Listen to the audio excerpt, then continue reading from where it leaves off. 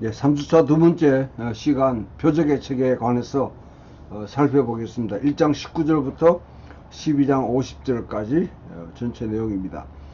어, 지난 강의 마지막에서 언급했듯이 7개의 표적은 우리 생각을 다섯 번째 물리로 걷는 사건, 이거보다는 이건 큰 중요성이 요한복음 자체에서 그렇게 없기 때문에 예수님의 십자가 처형을 7개의 표적으로 보고 그렇게 갈릴리 가나에서 행하신 물을 포도주로 바꾼 사건, 그 다음에 갈릴리로 돌아오신 후에 그 관원의 아들을 살리신 사건, 중풍병자를 치유한 사건, 오병이어의 역사, 그 다음에 소경으로 태어난 사람을 고치신 사건, 그 다음에 이 나사로를 살리신 것, 여섯 번째 마지막 십자가 처형, 이런 식으로 구성되어 있다고 볼 수 있습니다. 자, 세례요한의 역할은 무엇입니까? 세례요한은 가르치는 자입니다. 세례요한은 하나의 표적, 일종의 표적으로 가르치는 자죠. 자신은 메시아도 아니고 새로운 엘리야도 아니다. 아직 오지 않을 그 선지자도 아니다. 단지 이사야 40장에서 말하는 광야에 외치는 자의 소리다. 다시 영광 중에 다시 오실 시온으로 기환하실 하나님의 야훼의 길을 예비하는 자라고 그렇게 주장합니다. 요한은 예수가 세상 죄를 지고 가는 하나님의 어린 양이라고 그렇게 선언합니다. 이 이미지는 유월절 어린 양의 이미지, 또 이사야의 고난받는 종의 이미지가 같이 결합되어 있습니다.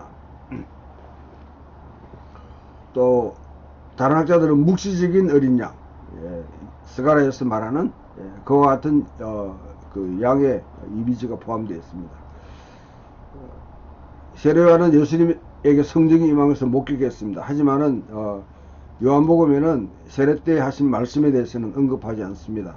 다른 공간복음과는 달리 요한은 예수가 하나님의 아들이라고 그렇게 정하는데, 하나님의 아들이라는 것은 두 가지 의미를 가집니다. 예수의 메시아적 정체성과 그 다음에 이스라엘의 하나님과의 유일무이한 독특한 자녀관계, 이 두 가지가 하나로 융합되도록 그렇게 고안되어 있다는 것이죠. 이러한 이제 요한의 정언은 결국 안드레와 시몬이 예수님을 따르게 만들고 시몬의 이름을 게바라고 그렇게 개명합니다. 게바는 아람어로서 베드로에 해당한다, 그렇게 볼 수 있습니다. 예수님의 사역에 있어서 세례 요한의 역할은 굉장히 중요합니다. 우리가 복음서 보게 되면 특히 이 말라기는 구약 성경의 제일 마지막이죠. 제일 마지막 부분에 새로운 엘리야가 오겠다고 했을 때 복음서는 대개 이제 중간기 문헌을 뛰어넘어서 세례요한과의 접촉점 속에서 그와 같이 예수 그리스도를 소개합니다. 예수님의 길을 예배하는 자로서 오늘날 많은 분들은 세례요한의 역할에 대해서 그렇게 하지 않으려고 해요. 그러나 메시아의 사역은 세례요한이 길을 예배하는 자로 그렇게 있을 때 메시아 사역이 펼쳐집니다. 또한 성경의 중요한 하나의 또 뉘앙스는 메시아가 되신 예수 그리스도가 야훼가 시온으로 돌아오셔서 왕이 되시는 그 길을 예배하는 자로, 그렇게 세례 요한이 했던 이 주의 길을 예배하는 자의 역할을 예수님이 세례를 죽고 난 뒤에 다시 이어받아서 진정으로 이제 그 길을 예배하는 자로서 궁극적으로 야훼가 시온으로 귀환하는 그 길을 예배하는 자로 그렇게 묘사되고 있다고 그렇게 볼 수 있습니다. 빌립과 다니엘, 나다레엘의 사건입니다. 그때 하늘이 열리는 것과 하나님의 사자들이 인자 위에 오르락내리락 하는 것을 보리라고 그렇게 약속했는데요. 빌립이 이제 나다네엘에게 메시아를 만났다 보자 하니까 나사렛에서 무슨 선한 것이 나겠냐, 그렇게 했을 때 와보라, 그렇게 해서 예수님을 만났을 때 예수님께서 네가 무화과나무 아래 있는 것을 내가 보았다. 참으로 이스라엘 사람이다. 그 속에 간사함이 없다. 내가 무화과나무 아래 있을 때 보았노라. 했을 때 나다나엘이 당신은 하나님의 아들이요 당신은 이스라엘의 임금입니다 하고 고백합니다. 위대한 신앙 고백이 그때 하늘이 열리고 하나님의 사사들이 인자 위에 오르락내리락 하는 것을 보리라. 그렇게 예수님께서 말씀하셨습니다. 이 대화를 좀 더 주목해 보면 먼저 하늘이 열리고 하나님의 사사들이 인자 위에 오르락내리락 하는 것을 보리라 하는 이 장면은 야곱이 봤던 사닥다리를 반영하는 성전의 개념입니다. 하늘과 땅이 서로 교통하는 것. 하나님의 나라를 이야기할 때 하늘에서 임한 하나님 나라가 완성된 하나님 나라가 이 땅에 임하는 것. 하늘에서와 같이 땅에서도. 성전은 하늘과 땅이 맞닿는 곳이에요. 맞닿는 곳.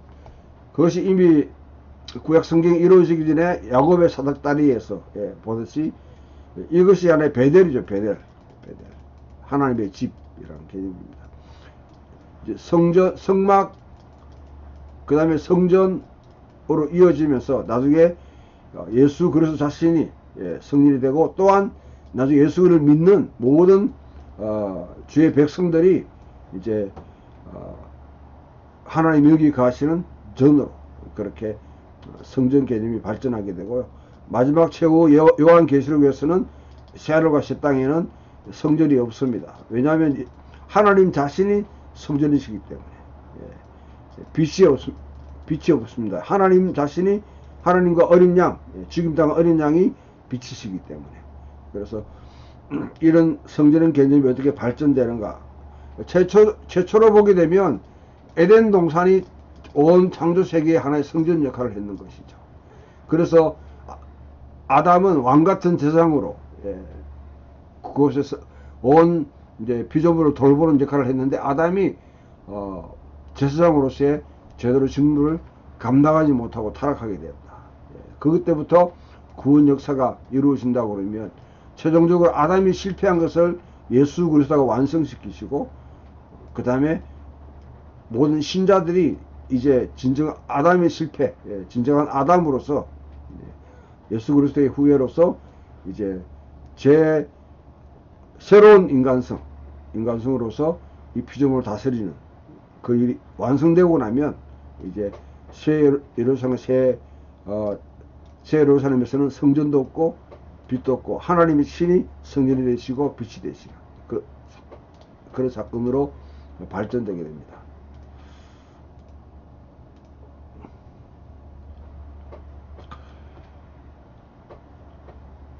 (1장 14절에) 말씀이 육신이 되어 우리 가운데 거하심에, 이게는 스케노센 할 때 텐트를 치고 우리 가운데 장막을 치시고 우리 가운데 거하심에, 우리가 그 영광을 보니 그 영광은 독생자의 영광이요 아버지로부터 오는 독생자의 영광이요 은혜와 진리가 충만하더라. 그래서 선별에서 2장 21절 바로 예수는 성전된 자기 육체를 가르쳐 말씀하신 것이라. 이제 이 이상을 내다보는 것이죠. 예수가 계신 곳이 바로 성전이다. 예수님 자신이 성전이다. 예수님은 그의 백성과 더불어 살아계신 하나님의 장막을 치고 계심을 신이 드러내시는 분이다. 그렇게 볼 수 있습니다. 자, 이 나다나엘과의 대화 가운데 내가 무화과나무를 있을 때 나무 아래 있을 때 내가 보았노라 했을 때에 그냥 주님이 나다나엘이 거기서 기도했다. 무화과나무 아래서 뭘 하겠습니까? 그렇게 생각하는 분들이 많이 있지만은 전체적인 드라마를 볼 때에 네가 참 진짜 이스라엘이다. 진짜 이스라엘이 이상을 갖다가 살아왔던 사람. 그 속에는 거짓이 없다. 간섭이 없다. 흔들림이 없다는 것이죠. 진정한 이스라엘인으로서 다른 어떤 그것과 타협하지 않는 그런 참 삶을 살았다 했을 때에 이게 뭘 하냐? 이것을 무화과나무 아래에 있을 때 할 때 이걸 하나의 수고입니다. 예. 이제 미가스 4장 4절에 가장 이상적인 이 땅의 하나님 백성들의 삶을 각 사람이 자기 포도나무 아래와 자기 무화과나무 아래 앉을 것이다. 그들을 두렵게 할 자가 없으리라.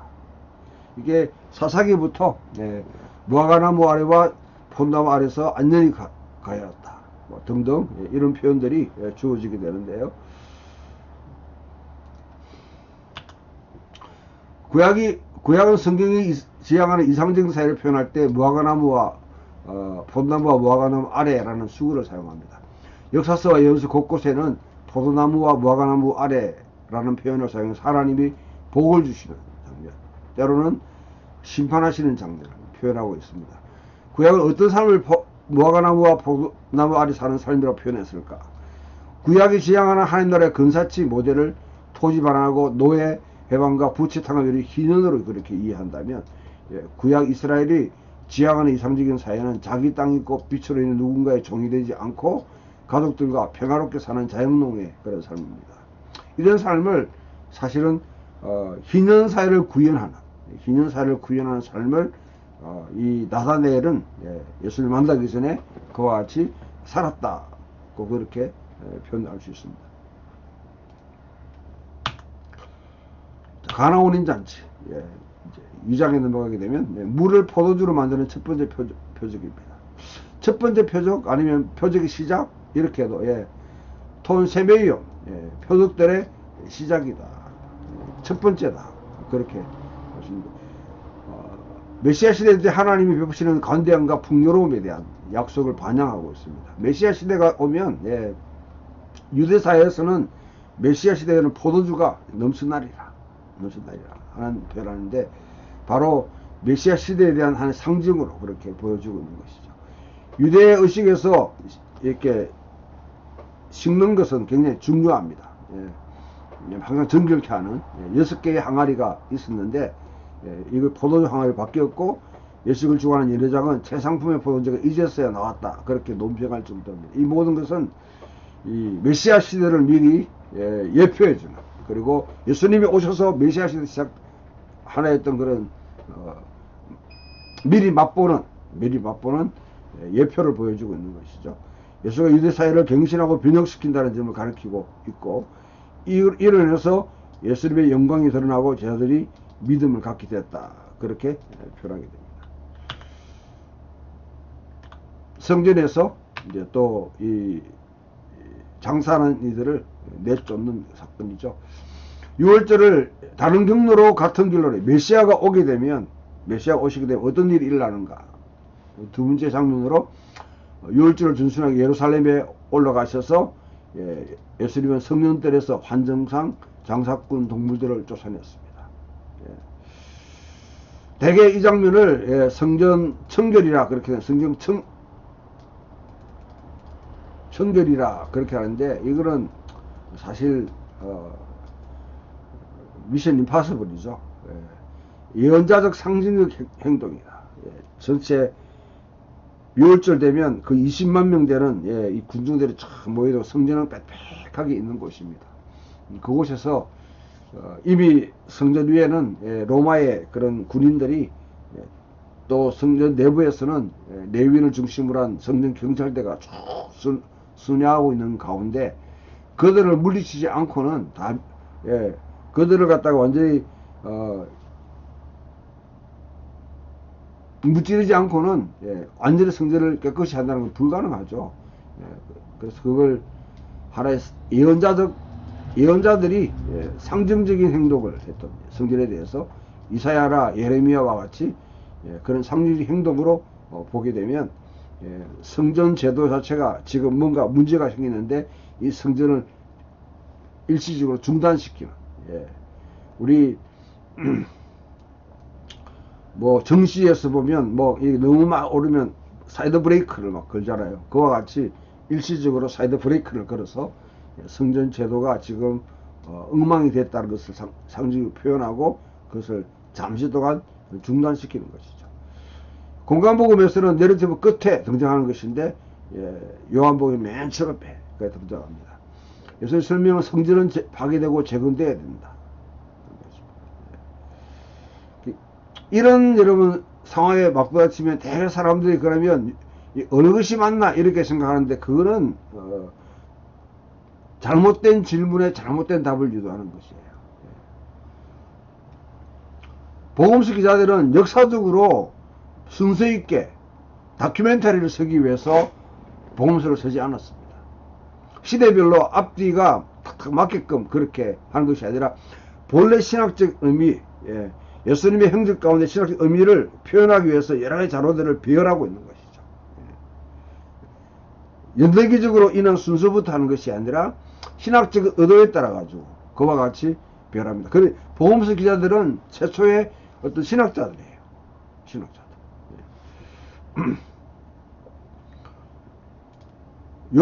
요한은 다른 공간 복음서와 달리 맨 마지막이 아닌 맨 처음에 배치할 필요가 있었다는 것이죠.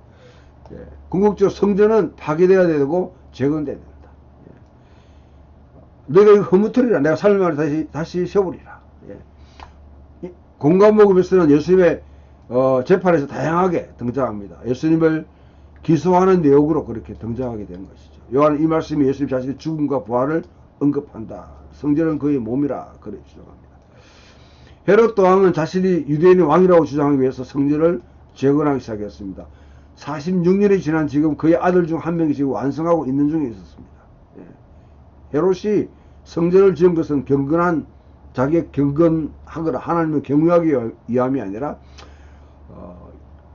다윗에게 준 나단의 신탁 가운데 내 아들이 성전을 지을 것이다. 그것이 메시아적인 다윗의 후손의 하나의 증표라는 것이죠. 헤롯은 다윗 왕가와는 혈통과는 아무 관계가 없습니다.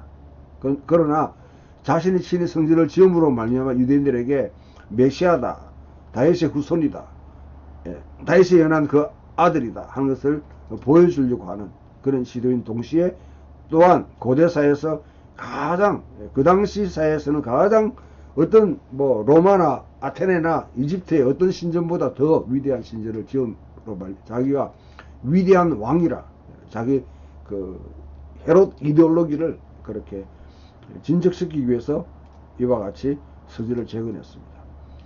그 완성하고 있는 중에 예수님은 성전 자체가 가리키고 있는 왕적 실체인 것을 로열 리얼리티인 것을 그대로 보여줍니다. 그의 죽음과 부활은 궁극적인 유월절이 될 것이다. 성전이라는 개념은 항상 출애굽하고 난 뒤에 하나님께서 이스라엘 백성들에게 성막을 짓게 만들었습니다. 모든 예술적인 그 창의력과 기교를 다 동원해 가지고 하나님은 당신이 거하시는 곳을 아름답게 그렇게 묘사했습니다. 그래서 하나님이 출애굽의 그 유월절을 통해 이루는 출애굽은 궁극적으로 하나님의 그 백성 가운데 거주하시는 이 성전으로 사실은 이제 완성되는 것이죠.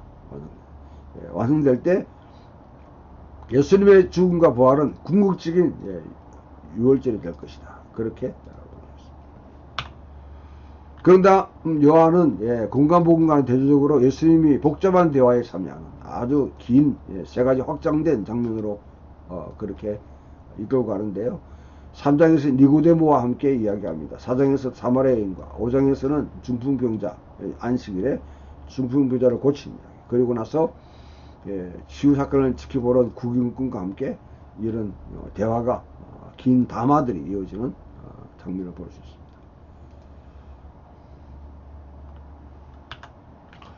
자, 3장에서 니고데모가 밤에 찾아왔습니다. 예수님께 제시하는 새로운 탄생에 대한 이야기를 합니다. 그때 예수님께서는 아멘 아멘 내가 진실로 레고수 내게 말하노니 이안 매 하지 않는다면 겐네스 아노세 위로부터 태어나지 않는다면 바실리아 투데우 하나님의 나라를 볼 수 없느니라. 또 3장 3절에 또한 아멘 아멘 레고 소이 네가 물과 성령으로 물과 성령으로 다시 태어나지 않는다면 하나님의 나라를 하나님 들어갈 수 없다. 앞에서는 볼 수 없다, 들어갈 수 없다. 이것은 또 하나님 나라는 것은 요한복음에서는 영생과 그렇게 동일시되고 있습니다. 앞에 니고데의 근본 질문이 내가 어떻게 영생을 얻겠습니까? 하는 질문이거든요. 유대 세계는 아브라함이 한 가족으로 태어나는 것이 얼마나 중요한지를 알고 있습니다. 예수님 새로운 종류의 탄생을 이 아노센이라는 것은 다시 태어난다. 그래서 born again 해서 중생이라는 말로 표현하는데 예수님의 본래 의도는 다시 태어난 것을 의미하되 니고데모가 이해했듯이 엄마의 품에서 다시 태어난 것이 아니라 육으로 태어난 것이 아니라 하늘로부터 위로부터 from above 위로부터 태어난 것을 새로운 종류의 탄생입니다. 성령에 의해서 가능하다는 것입니다. 물이라는 것은 물과 성령을 두고 여러 학자 논란이 많지만은 이거는 유대 백성으로서 세례 자체를 의미하는 게 세례. 세례가 하나의 상징적으로 드러나는 하나님 백성이 되는 드라마로 생각한다면 이는 퓨누마는 성령입니다. 성령. 유대 백성들은 이렇게 생각하지 않겠죠. 휘다토스가 아니라 뭡니까? 할례를 받고 율법을 지켜야 하나님 나라를 들어갈 수 있고 볼 수 있다. 그렇게 했겠죠. 이와는 전혀 다른 아브라함의 후손이 되는 방식을 지금 설명하고 있습니다.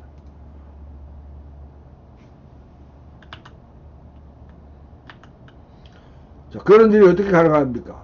새로운 탄생은 그 사람의 아들 인자죠. 이거는 다니엘서 7장 13절에 인자가 들림을 통해서 lift up 들릴 것이다. 그래서 1장 51절의 메아리와 그 다음에 다니엘 7장 13절 한 사람 아들 같은 이의 성교에 관한 인유가 결합되어 있습니다. 1장 51절에서 말씀하는 진실로 진실로 너희에게 이르노니 하늘이 열리고 하나님의 사자들이 인자 위에 오르락내리락 하는 것을 볼 것이다 하는 이 나다니엘에게 했던 말과 같이 결합되는 것이죠. 복음서의 요한복음의 중요한 주제를 지금 가르치고 있는데 인자에 들리면 모든 것 중에 가장 위대한 요한 주제를 마침에 드러낼 것입니다. 이거는 하나님의 사랑이 숨이 멎을 정도로 놀라운 범위를 포괄하고 있음을 나타냅니다. 여기서 나오는 게 이제 모세가 광야에서 뱀을 든 것 같이 인자도 들려야 해요. 십자가를 갖다가 나타내며 하나님이 세상을 저를 사랑하사 독생자를 주셨으니 누구든 저를 믿는 자마다 멸망치 않고 영생을 얻게 하려 하십니다. 모세의 광야에서 노뱀을 들고 노뱀을 통해서 결국 사람이 치유받았듯이 인자가 들림을 통해서 그와 같이 진정한 이 세상의 치유가 일어난다. 이 복음 전체 전형적으로 드러나는 문학적 특징이고 많은 해석이 다양한 해석이 가능합니다. 그래서 오직 예수님 안에서만 새로운 시대가 가져오는 영생을 발견할 수 있다고 그렇게 말씀하십니다. 그 다음 4장에서는 사마리아 여인과의 그런 관계입니다. 유대인과 사마리아인 사이에는 수세기간에 상당히 아주 껄끄러운 그런 관계, 의심들, 특히 북쪽 이스라엘이 멸망하고 난 뒤에 유대인들이 남쪽 유다 백성들이 이제 포로로 돌아왔을 때 그때부터 느헤미야와 그 다음에 에스라에서 기록된 바와 같이 그런 상황에서 이제 부터 시작해서 굉장히 서로 의구심을 갖고 진정한 하나님의 백성인가에 대해서 돌보는 자가 전혀 없는 여자가 홀로 있는 남자에게 다가오면 반드시 경각심을 가져야 됩니다. 예수님은 여자에게 야곱의 우물에서 물을 달라고 요청합니다. 이래서 요한복음의 다른 주제인 물이라는 주제가 등장합니다. 여기서 물은 약속된 생명수죠. 이 물을 마시는 자마다 다시 목마르니와 내가 주는 물을 마시는 영원히 목마르지 아니하리니 내가 주는 물은 그 속에 영생하도록 솟아나는 샘물이 되리라. 이 대화를 하고 난 뒤에 예수님은 계속 짓궂게 여인을 괴롭히면서 결국 그의 남편에 대한 질문을 끄집어냅니다. 예수님은 그제 슬프고 파란만장한 과거에 대해서 잘 알고 있었으면 들어야 되는데 그녀는 여기서 대화의 주제를 변경하려고 시도합니다. 여기 보면 우리 알다시피 네 남편이 있었다. 5이다. 지금 있는 남편도 네 남편이 아니다. 했을 때 5번이나 결혼을 갖다가 이혼하고 결혼하고 이혼하고 결혼하고 그렇게 했는가? 아니면 이 여인은 소위 말하는 여러분 참 아이를 그 계대 결혼이라고 그러죠. 계대 결혼법, 레위기 결혼법. 그래서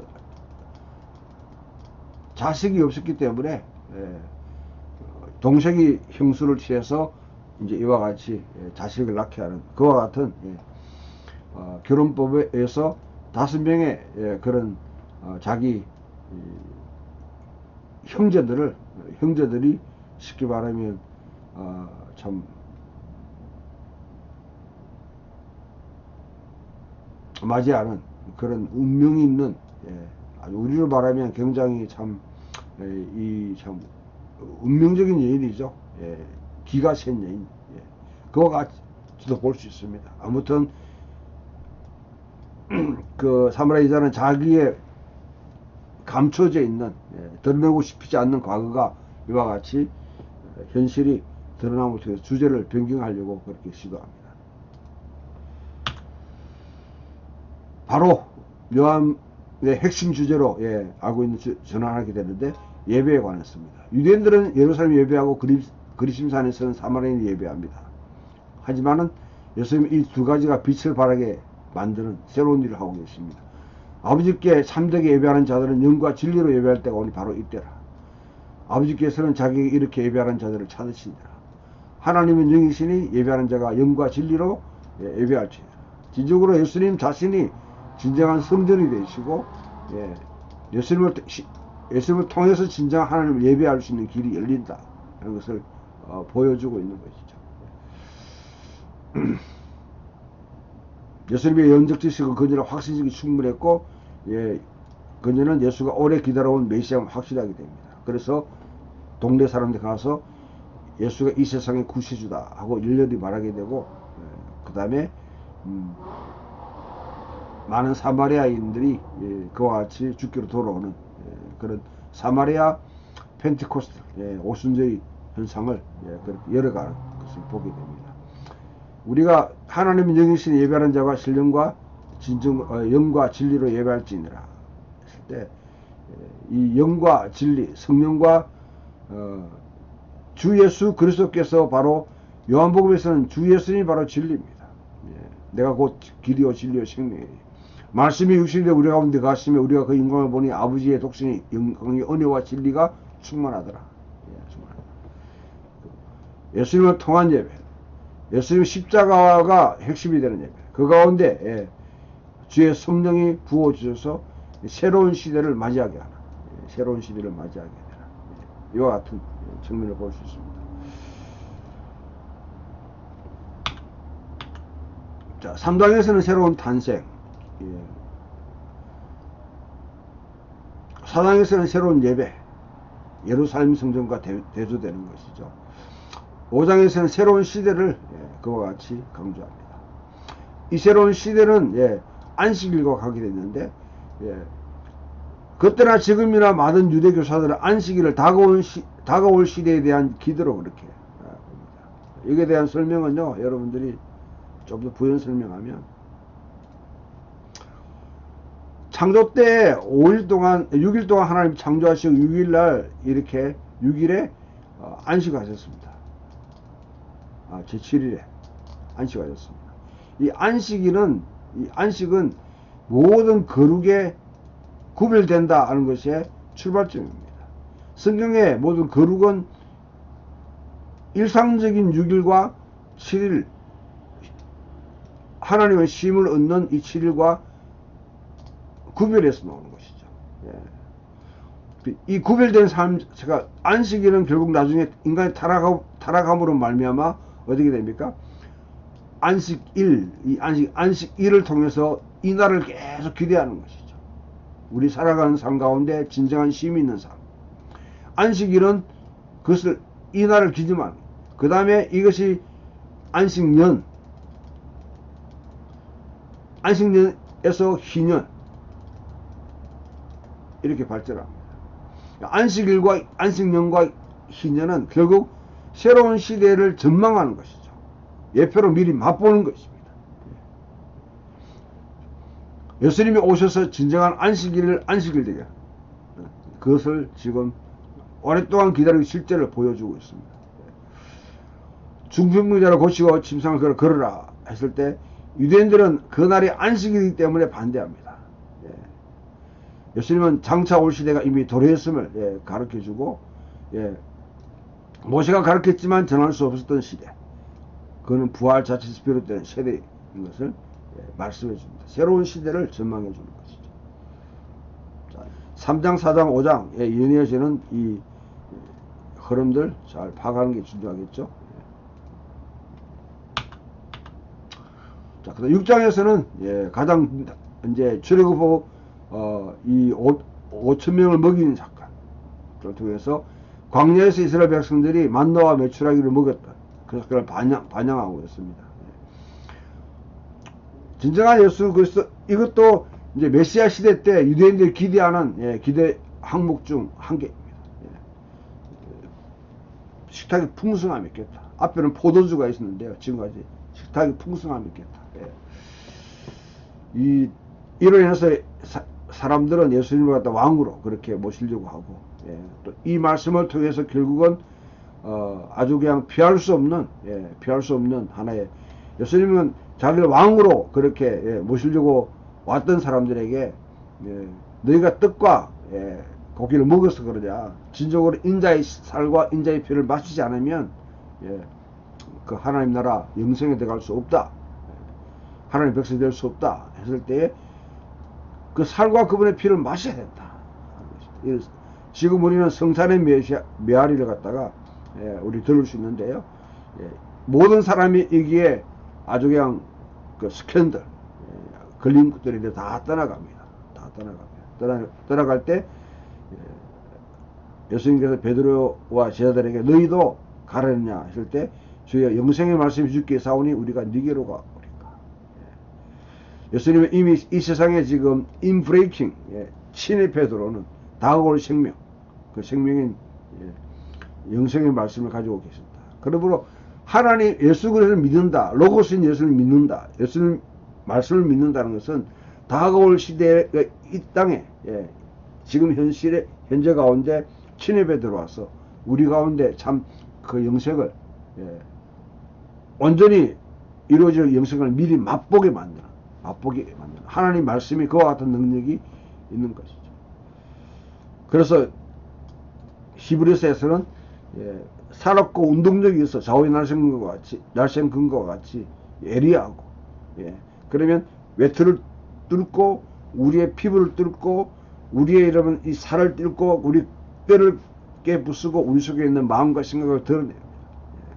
내게 만들어서 궁극적으로 영생을 우리가 마주치게 됩니다.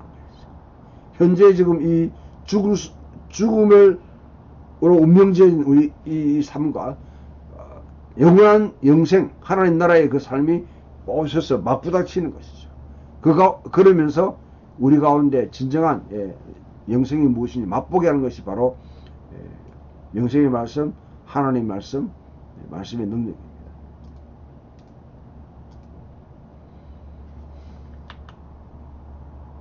자, 이제 그 다음에 이제 넘어가면 7장의 한우카, 이 그 초막절, 수콧이라 그렇게 하죠. 수콧은 물을 갖다가 이와 같이 실로암에서 떼어가지고 성도들을 가져가는 물의 행렬과 그 다음에 밤이 되면 빛을 비추는 빛의 행렬, 이 두 가지가 같이, 이 두 가지가 중요한 어떤 그 모티브가 있는데, 초막절 행사에 초막절은 광야 이스라엘 백성들이 이제 광야 생활을 했던 것을 가나안 땅에 들어가서 기념하는 그 절기죠. 이 두 가지 모티브가 결국 이 7장에서는 이제 드러납니다.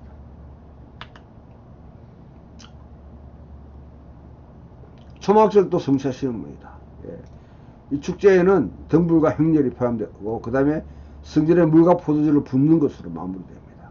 예. 그리고 빛을 비추는 것으로 광야에서 사람들이 물을 공급하신 것을 기념합니다. 누구든지 목마른 자는 누구든지 자식이 와서 마시라고 선언하십니다. 이사야 51장 1절을 반영하고 있는 것이죠. 예수님의 에스겔의 환상에서 성전으로부터 흘러나오는 물과 생수를 그와 같이 제시합니다. 자신이 몸에서 그와 같이 요한은 예수의 이러한 대담한 선을 엄연한 현실로 드러내는 표현으로 그렇게 해석하는데, 예수님이 아직 영광을 받으시지 않았기 때문에 그 영이 아직은 그것을 이렇게 임하지 않았다. 영이 아직은 계시지 않았다. 오순절날 임재할 그 성령을 말씀하시는 것이죠.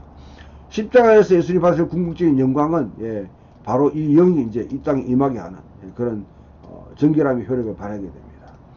살아있는 신적 존재 하나님의 현존하심, 인간 안에 거할 수 있도록 가능케 한다 하시는 분.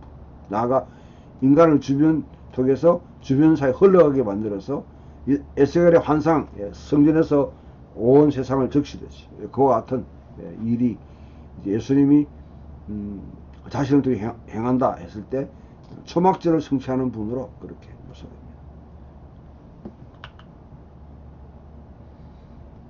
움팔로스라는 벽곡입니다. 세상의 벽곡. 이거는 델포이에 있는 이 세상의 벽곡에 대한 고대 히브리 사회의 하나의 상징이고요. 명절 끝날 이제 와서 누구든지 목마른 내게로 와서 마시라. 나를 믿는 자는 성의 이름과 같이 급의 생수의 강이 그 배꼽에서, 세상의 배꼽, 움팔로스라는 바로 여기 있습니다.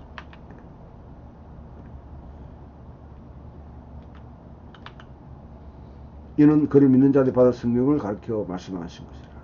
아직 영광을 받지 않으셨으므로, 십자가에 걸어가지 않으셨으므로 성령이 아직 그들에게 계시지 아니하시더라. 아직 오순절이 임하지 않았다. 그 다음 우리 8장에 넘어가게 되면 이제 이 가르마다 잡힌 여인의 이야기를 마주하게 됩니다. 사실 이 가늠하는 여인의 이 이야기는요,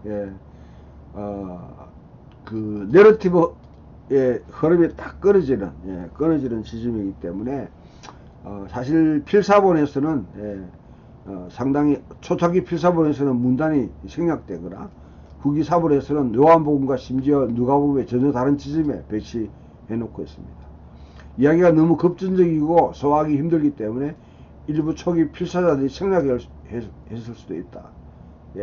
그러나 이 장면은요, 또한 내러티브 흐름을 끌어놓고 중간에 아주 특별하게 하나의 관로로 두고 생각하게 만드는, 현재 지금 우리 본문으로 배치된 상태 읽게 되면 예수님은 돌로 치는 여자를, 돌로 치임을 받을 수 있는 여자를 보호하는 시작해서 자신이 돌로 쳐 죽임을 당할 것을 피하는 상황으로 매듭짓는 그런 효과를 창출합니다. 부활 생명이 죽음의 승리를 거두듯이 율법의 부정적인 판단의 승리를 쟁취하는 강력한 자비, 하나님의 긍휼을 보게 됩니다. 그러나 도덕적 요구를 느슨하게 하지 않습니다. 이제부터는 다시 죄를 짓지 말라, 그렇게 하는 것이죠. 밤에 예수님은 심판한다고 여기고 계셨으나 사실은 자신도 마찬가지로 죄가 있는 자들을 정죄하시라. 이 장면은 좀 이따가 다시 또 좀 더 깊이 보겠습니다. 자, 그럼 다음 요한복음 8장 12절 15절 사이에 초막절에 예수와 유대 지도자들 사이에 일어났던 이전의 갈등을 이어갑니다. 이 앞에 7장에서 이 초막절에 있었던 이 이야기가 여기서는 다시 이제 앞에서는 물과 초막절이 물의 행사와 관계가 있다. 이제 빛의 행사가 남아 있는 것이죠. 이것을 이제 보여주고 있는 것이, 그 중간에 이 초막절과 초막절 이 안에 뭐냐면 이 가늠하는 여인의 이야기가 들어가 있다. 그러니까 초기 필사자들이 흐름에 맞지 않다고 해서 다른 곳에 배치한다든지, 누가복음에 맞다고 누가복음에 배치한다든지, 이런 이제 조치를 취했다는 것이죠. 그러면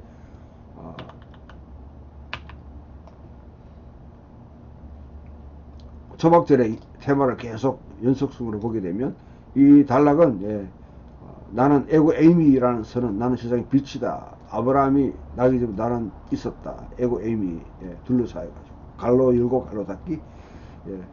아버지로부터 자신이 보냄받았다는 예수님의 수가 저건을 폭로합니다. 두 가지 방식으로 점점점 강도를 높여가는 효력을 발생하고 있는데, 바리새인들은 예수님을 헛들고 정죄하면서도 사실은 예수님을 보내신 아버지를 참소하고 있습니다. 그렇게 함으로 참으로 흑암에 행하고 있음을 스스로 증명하는데, 바리새인들의 이러한 모습은 그가 자신이 속한 곳에 이르렀으나 자기 백성의 그들을 영접하지 않았다 하는 이 프롤로그에 있는 말씀을 가장 날카롭게 그렇게 입증해 주고 있습니다. 하나님 아버지는 예수의 명예를 추구하고 계시고 그를 옳다고 입증할 것입니다. 예수님은 사실상 아브라함에게 하나님이 신이 약속한 약속을 성취하고 있음을 보여주고 있습니다. 그래서 진리를 알지니 진리가 너희를 자유케 하리라. 우리 백석대학교의 표죠. 진리를 알면 진리가 너희를 자유케 하리라. 헬라 세계관에서 신들의 세계가 있고요. 여기는 인간들의 세계입니다. 신들의 세계에서 인간이 타락함으로 말미암아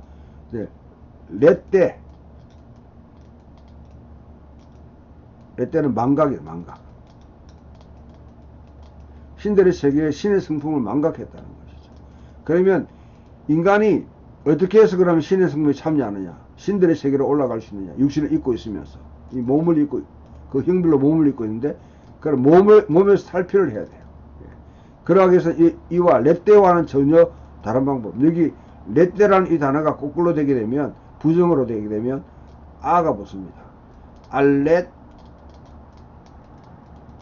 데이야. 이 진리입니다. 진리를 알지니 진리가 얘를 이와 같이 세상의 속박으로부터 자유케 한다 하는 이 헬라 세계의 세계관을 그대로 반영하지만 사실은 요한복음에서 이걸 거꾸로 뒤집는 것이죠. 우리가 올라가는 것이 아니라 친히 하나님의 아들 되신 분이 우리 가운데 내려오셔 우리가 거하심으로 인해서 진정 자유케 합니다. 세례 올라가야 된다고 그러면 다 이원론적으로 이제 이 세상은 육신이고 육적이고 물질이고 악하다. 벗어나야 된다. 그래서 신들의 사이를 초월하고 올라가야 된다. 저 높은 곳을 향해 올라가지만 그러나 예수님은 친히 말씀이 육신이 되어 우리 가운데 가심으로 인해서 진리를 보여주시고 그걸 통해서 우리를 모든 속박으로부터 자유케 하신다. 그렇게 말씀하십니다.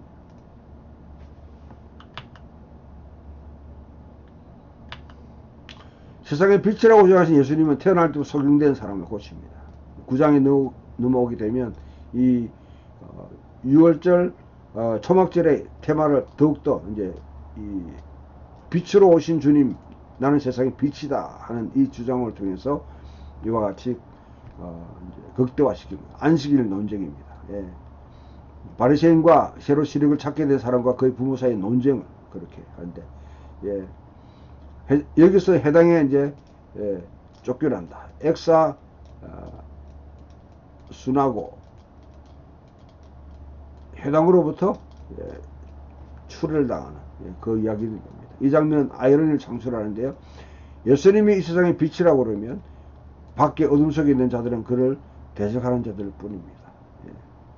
빛과 어둠 사이에 구별을 시키는 것이죠.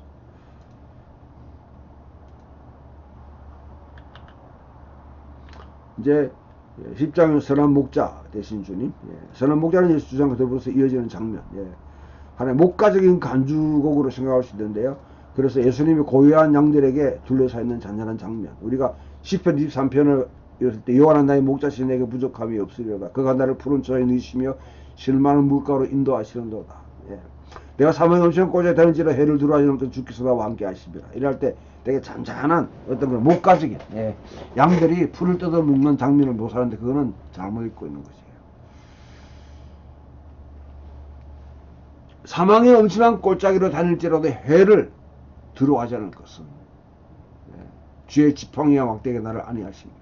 맨 마지막에 내 원수들의 목전에서 내게 상을 잔치상을 베푸시오다. 이런 장면들은 치열한 영적 전투, 성전의 홀리 워를 갖다 지금 경험하고 있는 그 가운데서 우리가 생각하게 만듭니다. 자신을 선한 목자로 진술한 예수님이 이 주장은 상당히 위험한 주장이에요. 왜냐하면 유대사에서는 목자는 왕을 상징하는 정규적인 이미지입니다. 예수님은 그의 전임자들은 모두 도둑과 강도들이었다. 양떼를 버리고 가거나 아니면 양떼를 갖다가 들어와서 도둑으로 양떼를 훔치고 가는 자. 잘못된 이 도둑들은 그렇게 하는 것이죠. 적어도 하스모니안 왕조, 그 다음에 헤롯 가문에 대해서 그와 같이 예수의 판단을 이야기하고 있습니다. 예수가 왕이라는 주장 그 뿌리부터 근원적으로 차이를 드러내게 될 것인데, 예수님 왕권은 자기를 내어주는 이런 하스모니안 왕조가 행했던 자기 탐욕에 절해가지고 왕권 아니면 어떤 권력을 지르고 서로 가족끼리 막 아둥바둥 싸우고 고발하고 그렇게 결국은 이 본페로 통해서 로마를 불러들이는 그런 어리석은 범했던 왕조라. 헤롯 가문은 아무런 근원도 없는 이 가문이 그냥 로마한테 잘 비벼가지고 지금 유대에 실권을 갖고 있으면서 헤롯 이데올로기를 전반 자신이 메시아라고 그렇게 아주 경강부회하는 이런 왕조라는 전혀 다른 왕을, 다윗적인 왕을 이야기하는데, 그 왕은 자신을 내어주는 죽임, 다윗의 왕인 동시에 이사야가 연했던 고난받는 종으로서 그 일을 성취합니다. 어떻게 예수가 이스라엘뿐 아니라 더 먼 곳에 있는 다른 양들을 구출하는 왕인지.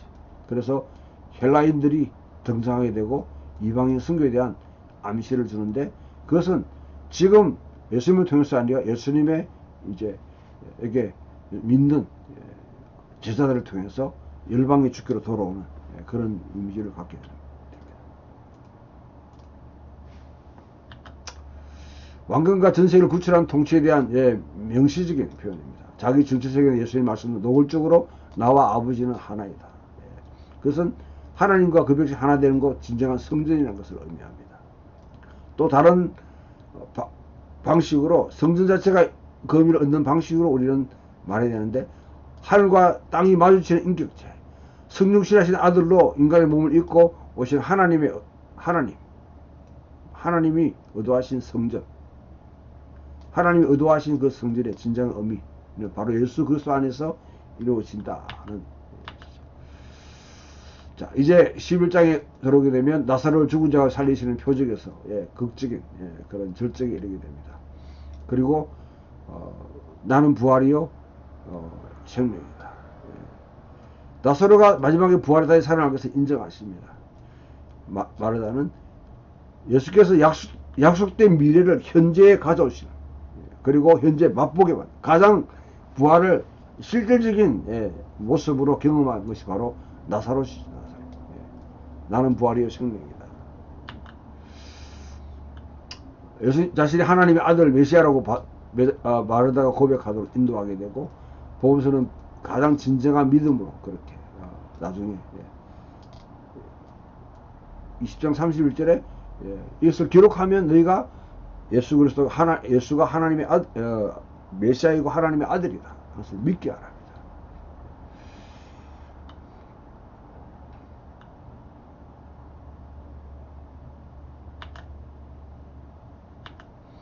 그런 다음 아주 중요한 이제 유대의 지도자들이 굉장히 우려를 표합니다. 예수님의 행동이 소란을 일으켜 로마인들이 그들의 지역 지도력과 팔레스타인 그들이 갖고 있는 이 지도력과 국가 자체를 건설하도록 강요할 것이다. 그래서 가야바는 로마의 요한의 아이러니를 가미하면서 한 사람이 죽는 것이 온비적인 망하는 것보다 낫다. 가야바는 예수님을 죽여야 된다 하는 입장에서 아주 그냥 결정적인 발언을 하지만, 실제로 이거는 예수님이 이 땅에 오신 목적을 그대로 한 사람이 한 사람 예수를 통해서 모든 사람이 구원받는 그를 대신해서 자기 목숨을 내어주고 많은 이를 구원하시라. 구원하시는 그것을 가야바의 입으로 이와 같이 고백하게 만드는 것이죠. 대제사장으로서 예수께서 하나님 백성과 또 흩어진 하나님의 자녀들, 디아스포라 유대인들이 확실한 유대인들, 요한 관점에서는 전 인류를 위해서 죽을 것이라고 예언합니다. 정치인들은 사법적인 살인을 애타게 모의하지만 그러나 요한은 그러한 모의를 신적 예언으로 그렇게 묘사한다는 점에서 아이러니를 상출합니다. 두 가지 차원의 의미를 갖고 있는데 이 장면 활용해서 요한은 예수의 죽음의 의미를 서서히 축축하여 절정에 이르게 하고 애초부터 그런 예수님이 하나님의 어린 양을 말합니다. 예수님은 성전의 파괴와 재건의 관점에 자기 죽음과 부활을 말씀하셨습니다. 이제는 예수는 인자가 높이 들러워질 것을 선언합니다. 그를 믿는 자마다 영생을 얻게 한다. 그 다음에 세상의 생명을 주기 위해 자기 자신의 육신을 제공하는 내 살을 먹고 피를 마셔야 된다. 양을 위해서 생명을 바치는 목자에 대해 말씀하시고 난 뒤에 이제 유대 지도자들 사이에 예수님의 적대감이 쫙 고조되고 그들이 예수를 체포하고 싶어 합니다. 돌로 치려고 합니다. 이제 그 그림이 완성됩니다. 예수님의 소명은 다른 한편으로 정치 지도자들의 정치적 계산과 마주치게 되고 맞아떨어지게 되고 결국 예수는 십자가에 돌아가시고 이와 같이 의미가 쭉 축축되어서 완성되는 것이죠.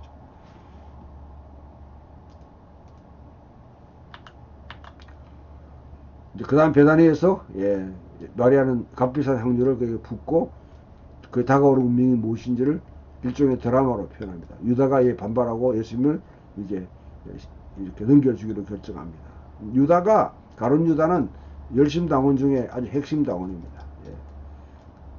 자격다.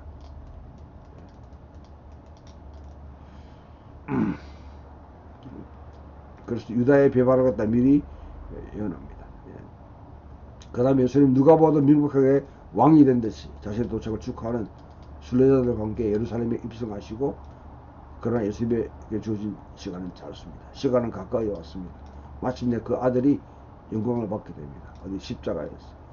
이 영광을 받으심을 통해서 세계를 지배할 어둠의 세력이 정복될 것입니다. 그래야만한 예수님을 찾아오는 힐라인들도 그에게 이끌리게 될 것이다. 예수님께서는 다가오는 자기의 죽음을 하늘의 미라의 땅에 죽지만 많은 수확을 거두는 것으로 묘사합니다.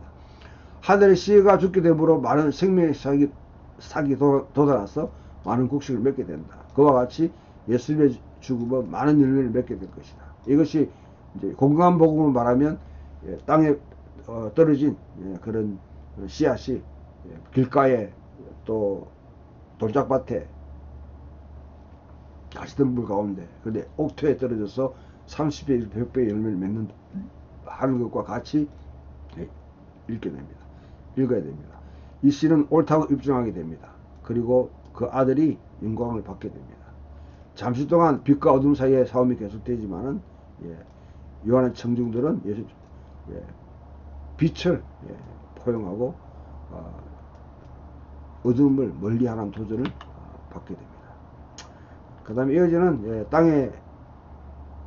예수님 땅에 무슨 글씨를 썼을까?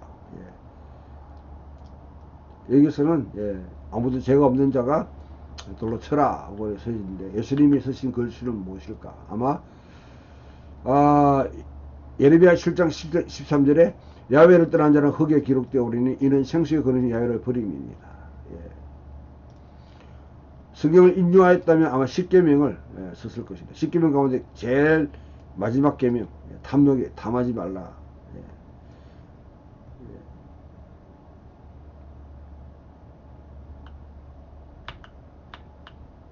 또한 이런 내용들을 보게 되면 예수님은 이 땅에 뭐라고 썼는지 우리가 정확하게 읽어내기는 불가능해요. 상상력을 동원하게 되면 이 정인들 고발하는 자들의 고소가 의미가 없다, 무효다. 그리고 이 여인이 죄가 아니라 고발한 너희가 유죄다 하는 취지에서 그와 같이 그들의 고소를 원천 무효시키면서 이자를 무죄 방면하고 더 이상 죄에서 회개한 자는 더 이상 죄를 짓지 말게 하는 그런 식으로 이제 이끌어가는 하나의 장면이다. 이렇게 볼 수 있습니다. 자, 여기까지 하시고 다음 주는 이제 13장부터 영광의 책에 관해서 우리가 살펴보도록 하겠습니다. 감사합니다.